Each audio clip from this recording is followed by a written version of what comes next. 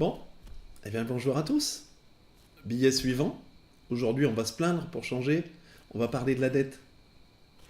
Générique.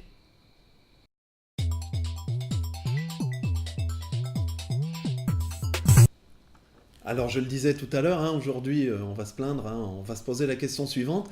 Pourquoi une majorité de nos concitoyens vont voter contre leurs propres intérêts au profit des rentiers qui les exploitent sans contrepartie? C'est absolument incroyable, pourquoi? Une énorme partie des recettes fiscales sont redistribuées aux milliardaires, malgré une dette record et une pauvreté grandissante. Ça, on le sait. Notre président, en fait, c'est Robin des Bois à l'envers. En quelque sorte, c'est l'obligé des plus fortunés qui ruine notre modèle social. C'est une inversion des valeurs qui est tout à fait singulière. Notre économie, forte des illusions libérales, du marketing, du trading, les compagnies d'assurance, tout ça, ça ne crée globalement aucune recherche. Alors c'est évident, pour eux en tout cas. Du coup, on ferme les hôpitaux, on ferme les crèches, les bureaux de poste, enfin, tout ce qui ne profite pas directement au portefeuille d'action des privilégiés. Alors malheureusement, c'est de l'autodestruction en puissance. Alors, petit intermède et rappel. Vous allez me dire, euh, que font les médias, les politiques? Y a-t-il personne pour sonner la tirette d'alarme? La propagande de masse, et les médias ont réussi petit à petit, on l'a vu par le passé, à nous culpabiliser sur nos acquis sociaux. On l'a vu dans les postes précédents. C'est sûr, comment 10 milliardaires, alors je vais les citer, Bouygues, Xavier Niel, Dassault, Bernard Arnault, Bolloré, Pierre Berger, Patrick Drahi, François Pinault, Mathieu Pigasse et Lagardère. Donc comment ces 10 milliardaires ils contrôlent notre information? Tous nos quotidiens, nationaux, Le Monde, Libé, Figaro, on n'en parle pas. Euh, Toutes nos chaînes d'infos, LCI, ITE, iTélé, BFM, l'essentiel des hebdomadaires de référence, le Nouvel Obs, l'Express, Le Point, les chaînes de télé privées, Canal+, TF1, etc., etc., ils appartiennent tous à ces gens-là. Comment est-ce que vous voulez qu'ils fassent autrement? Eh oui, oui, ils nous formatent, c'est clair. Bon, c'était l'intermède. Repartons sur les acquis sociaux, que nous ne devons qu'à nous-mêmes, finalement, à nos aïeux, on va dire. Et qu'on nous supprime petit à petit en nous disant qu'il faut qu'on soit solidaire avec le reste de la nation. Nous, à nous d'être solidaires. Les autres, non. Tout à l'heure, on parlait de la dette. C'est l'exemple, la dette qui est faramineuse. Savez-vous d'où elle vient, la dette? On parle de la dette tout le temps, mais on ne sait pas d'où elle vient. La dette, finalement, elle est issue uniquement de la confiscation de notre droit régalien, c'est-à-dire du droit de la population française, j'allais dire, ou des gens qui les dirigent, de créer de la monnaie. La France, elle ne peut plus, à l'heure qu'il est, créer de la monnaie, de l'argent pour elle-même, mais elle est obligée de passer par des banques privées. Ah, tiens, privé. Qui dit privé, vous avez compris derrière, vous avez compris. Alors lesquelles? Ces banques prêtent cet argent avec intérêt à l'État français. C'est l'histoire du serpent qui se mord la queue. On emprunte dans le privé pour rembourser plus tard avec des intérêts qui sont faramineux. Voilà d'où elle vient, la dette de la France. Dans le détail, c'est pas pour revenir sur l'historique, surtout que c'est vraiment une toute petite partie, mais dans le détail, de Pompidou à Macron, le système Rothschild, il tire toujours profit de la dette publique. Depuis la loi de 1973, dite la loi Rothschild, du nom de la banque dont était issu l'ancien président de la République, Georges Pompidou. Tiens, lui aussi, bizarre. L'État est obligé de passer par le système des banques privées pour financer son endettement. Ok? Aujourd'hui, Emmanuel Macron, issu lui aussi de la banque Rothschild, ne compte pas bien sûr remettre en cause cette loi. Il préfère, lui, pour le coup, faire des coupes sombres dans les budgets sociaux pour réduire le déficit de l'État. Du coup, contrairement à ce qu'escomptaient les initiateurs de la loi de 73, l'endettement public, non seulement il s'est poursuivi, mais il a augmenté considérablement de manière exponentielle. L'État étant progressivement devenu l'otage d'un système financier privé.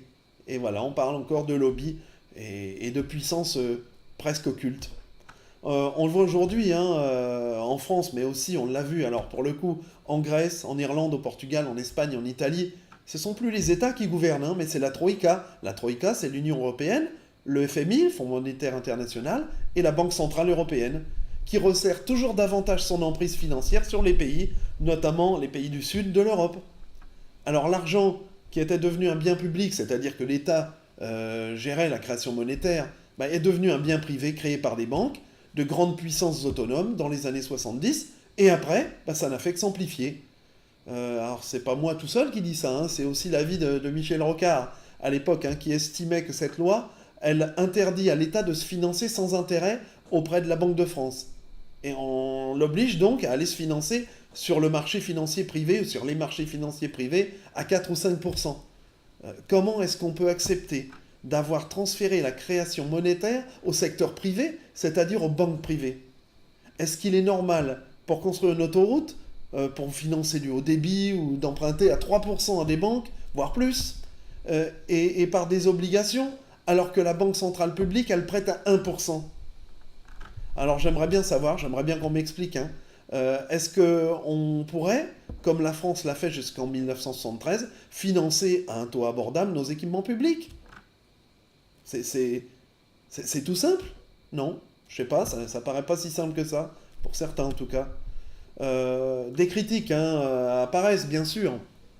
Un monsieur qui s'appelle Emmanuel Todd, il est démographe, historien, essayiste, prospectiviste, il est prof à la Sorbonne. Alors, des gens comme lui vont jusqu'à considérer que la dette, elle est illégitime.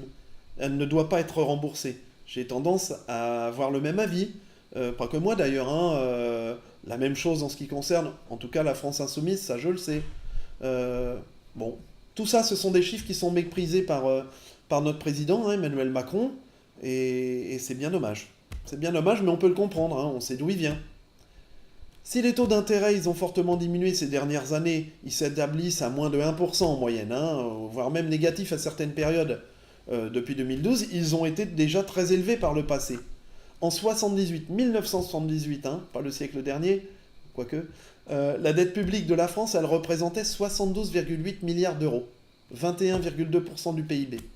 En 88, 302 milliards, j'en passe les broutilles, hein, 302,8, 33% du PIB. En 98, 787 milliards, 59,6 du PIB. Fin juillet 2017, la dette, elle s'élevait à 2226 milliards d'euros, soit 35 441 euros par habitant et 70 882 euros par ménage. Voilà ce que c'est que la dette. Alors, un calcul précis, hein, il montre bien que de 1980 à 2008, la dette a augmenté de 1088 milliards d'euros. Les intérêts payés se montent à 1306 milliards d'euros.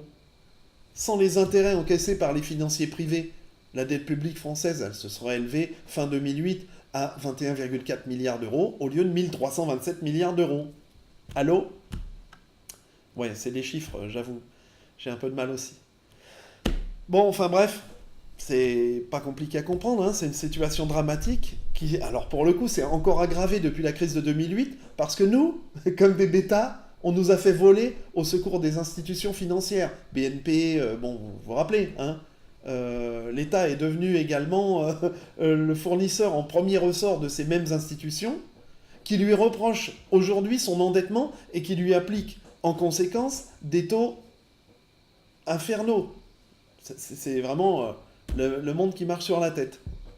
Alors, notre président, hein, Emmanuel Macron, occulte systématiquement le problème du financement de la dette publique, hein, par les organismes bancaires privés, à l'image des journalistes qu'on entend sur les chaînes dont on parlait, hein, Apathy, Barbier, Calvi, Demorand, Geoffrin, bon, Langlais, Pernod, Pujadas, bon, ok. Alors eux, ils préfèrent parler de l'insupportable fardeau de la dette. La France en faillite, les nécessaires sacrifices à faire, la nécessité de ne pas vivre au-dessus de nos moyens. Vous vous rendez compte? Qu'est-ce qu'on nous met? Bon, c'est ainsi que s'imposent, hein, dans l'opinion publique française et européenne des vérités qui sont apparentes, hein, et qui confortent l'inéluctabilité de l'austérité, la remise en cause du système des créanciers privés pour financer l'endettement des États. Et c'est pas normal puisqu'on peut faire autrement. On le sait, on a bien compris. Bon, voilà pourquoi, tout simplement, on souffre d'un chauffage de masse, hein, malgré une main-d'œuvre qui est qualifiée. Et puis si on regarde les propositions qui nous sont faites, finalement, moins il y a de travail et plus on doit travailler. Et puis, en fait, on augmente la durée de l'âge à la retraite, bon, etc., etc. Enfin, vous connaissez, hein, on y va, quoi. Attention, hein, il ne faut pas oublier qu'il y a quelques siècles, hein, Bah, dans cette toute petite région du monde hein, qu'on appelle la France, ici, le 4 août 1789, l'abolition des privilèges, bah, on y a eu droit. Alors c'est peut-être le moment de s'effectuer une piqûre de rappel, hein? Parce que là je pense qu'il y en a bien besoin. Bien bien besoin. Ok, petit billet un petit peu trop long, mais petit billet quand même. On se voit bientôt. À la prochaine, bye bye, à ce week-end.